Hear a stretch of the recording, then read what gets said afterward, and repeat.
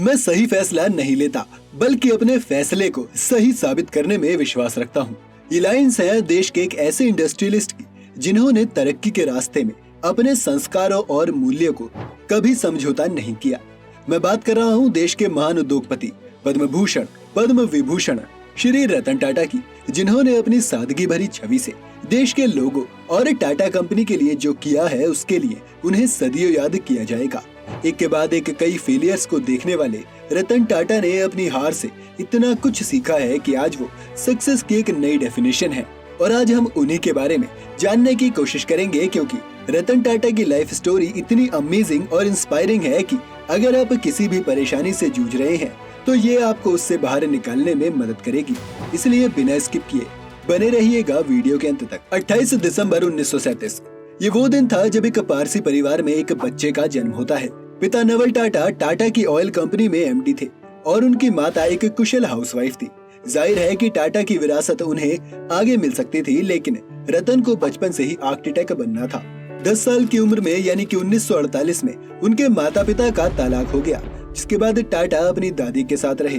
उन्होंने अपनी स्कूली पढ़ाई मुंबई के कैंपियन स्कूल, कोलकाता के Cathedral and John Connon School से पूरी की।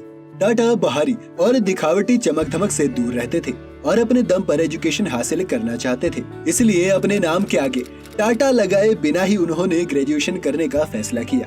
आर्किटेक्चर से प्यार करने वाले टाटा ने साल 1962 में कॉर्नेल यूनिवर्सिटी से अपना ग्रेजुएशन पूरा किया और इस दौरान वो टाटा की विरासत को सबसे छिपा कर रखते थे।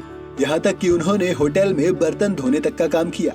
शायद उस समय की उनकी इन्हीं आदतों ने उन्हें इतना महान बनाया कि वो छोटे बड़े में फर्क नहीं करते।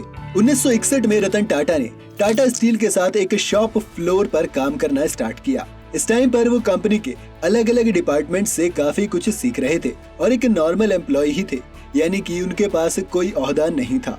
साल 1971 में उनका प्रमोशन हुआ और उन्हें मैनेजमेंट में शामिल किया गया। इस दौरान उन्हें घाटे में जा रही टाटा की नेल्को कंपनी सौंप दी। ये कंपनी टीवी और रेडियो बनाती थी।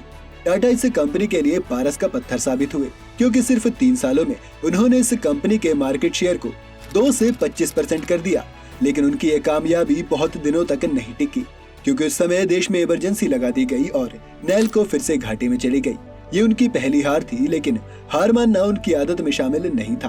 1975 में उन्होंने हार्वर्ड बिजनेस स्कूल से एडवांस मैनेजमेंट प्रोग्राम पूरा किया और 1977 में उन्हें टाटा की एम्प्रेस मिल कंपनी की जिम्मेदारी भी दे दी गई। ये कंपनी भी फ्लॉप थी, जिसे दोबारा चलाने के लिए टाटा ने 50 लाख रुपए की मांग की, लेकिन उनकी इस मांग को बोर्ड ऑफ डायरेक्टर्स ने ठुकरा दिया और ये कंपनी भी बंद हो गई। ये टाटा की दूसरी हार थी, लेकिन इस फेलियर से उन्होंने बहुत कुछ सीखा और उनकी लगन को देखते हुए उन्हें 1981 में टाटा इंडस्ट्रीज का अध्यक्ष बनाया गया।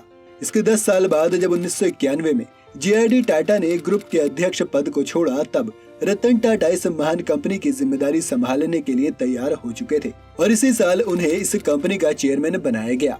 यहाँ से रतन टाटा ने इस कंपनी को एक नई दिशा देनी शुरू की, क्योंकि नई आर्थिक नीति आ चुकी थी और उन्हें पता था कि आगे बाजार कुछ अलग रंग में नजर आएगा। उन्हें इन नीतियों में जो अवसर दिखे उसका वो पूरा फायदा उठाना चाहते थे, इसलिए उन्होंने कई बड़े चेंजेस किए। टाटा पहले से ही ट्रक और बाइक ट्रांसपोर्टेशन के सामान बना रही थी, लेकिन रतन टाटा ने सभी इंडियंस को कार में सफर कराने के अपने मिशन को पूरा करने के लिए साल 1998 में इंडिका कार को लॉन्च कर दिया। ये कार भारत की पहली मेड इन इंडिया कार थी। अभी तक तो सब कुछ सही चल रहा था। इंडिका कार ने टाटा को बड़ा झटका दे दिया था। ये कार मार्केट में टिक नहीं पाई और टाटा कंपनी को बेहद नुकसान हुआ। असल में टाटा ने इसके लिए बहुत मेहनत की थी, लेकिन ऑटो इंडस्ट्री के स्पेशलिस्ट ने इस कार को अच्छी नहीं बताया, जिसकी वजह से इस कार की सेल्स भी गिरने लगी और 1 साल के अंदर ही ये फ्लॉप हो गई। नौबत यह आ गई कि उनके इन्वेस्टर्स ने उन्हें ये कार बिजनेस बेचने तक का आइडिया दे दिया और इसे टाटा ने मान भी लिया। इसके लिए रतन टाटा फोर्ड कंपनी के पास अपनी कार बेचने गए। यहाँ पर एक लंबी मीटिंग में फोर्ड कंपनी के मालिक बिल फोर्ड ने उनकी बेइज्जती की। फोर्ड ने उनसे कहा कि जब तुम्हें कार बिजनेस का अंदाजा ही नहीं था तो तुम इस बिजनेस में घुसे ही क्यों। उन्होंने कहा कि इस कंपनी को खरीदकर वो टाटा पर एहसान कर रहे हैं। इतनी बेइज्जती के बाद रतन टाटा के पास 2 ऑप्शन थे, या तो वो इस बेइज्जती को एक्सेप्ट करके अपने सपनों की कंपनी को फोर्ड के हाथों बेच देते, या फिर वो इस कंपनी में अपनी सेल्फ रिस्पेक्ट को देखकर खुद को साबित करने की कोशिश करते। टाटा ने दूसरा ऑप्शन चुना। ये रास्ता मुश्किल था, लेकिन हार को एक्सेप्ट करके उससे सीखना उनका पुराना शगल था। इसलिए वो इंडिया वापस आ गए और अपने ड्रीम प्रोजेक्ट पर जी जान से जुट गए। एक अच्छी खासी रिसर्च के बाद उन्होंने इंडिका कार का नया वर्जन V2 लॉन्च किया और ये कार टाटा मोटर्स को नए मुकाम पर ले गई। और इसी टाइम पर फोर्ड की जैगुआर और लैंड रोवर घाटा झेल रही थी, जिसे बाद में रतन टाटा ने खरीद लिया। जब टाटा ने ये कारें खरीदी तब भी वैसी ही मीटिंग होनी थी जैसी इंडिका को खरीदने के टाइम पर हो रही थी। बिल फोर्ड ने इस मीटिंग में अपनी बात दोहराई, लेकिन इस बार उनका अंदाज बदला हुआ था। उन्होंने इस बार टाटा से कहा कि आप हमारी कंपनी को खरीदकर हम पर एहसान कर रहे हैं, लेकिन टाटा ने बिल का कोई अपमान नहीं किया, क्योंकि वो पैसे के नशे में चूर होने वाले लोगों में शामिल नहीं थे। साल 2000 में टाटा ने कनाडा की टी बैग कंपनी टेटले को खरीदकर दुनिया की सबसे बड़ी टी बैग बनाने वाली कंपनी बन गई। इस तरह उन्होंने साउथ कोरिया के डाइवू कमर्शियल व्हीकल भी खरीदा और इस तरह अपनी कंपनी को एक्सपेंड कर लिया। 2008 में उन्होंने बाइक पर चलने वाले लोगों के कार का सपना पूरा करने के लिए नैनो कार बनाई। शुरू में इसने अच्छा बिजनेस किया, लेकिन बाद में ये फ्लॉप हो गई क्योंकि इसकी इमेज एक चीप कार वाली हो गई थी। रिटायरमेंट से पहले ही वो इंटरनेट की ताकत को समझ चुके थे और इसी वजह से उन्होंने कई ऑनलाइन पोर्टल्स में इन्वेस्ट किया और आज टाटा कंपनी देश की सबसे बड़ी एंजल इन्वेस्टर कंपनी है। इन कंपनीज में पेटीएम, जिवामे, ओला, कारदेखो और लेंसकार्ट जैसी कंपनीज में इन्वेस्ट किया। साल 2012 में रतन टाटा 75 साल की एज में अपने पद से रिटायर हो गए, लेकिन टाटा कंपनी को नई दिशा दे गए।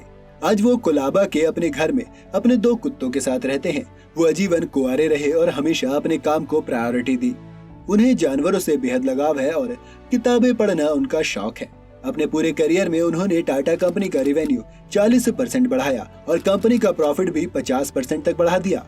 टाटा ग्रुप की आज सबसे ज्यादा कंपनीज है जो 100 से भी ज्यादा देशों में ऑपरेट करती हैं। टाटा अपनी सादगी के लिए भी जाने जाते हैं।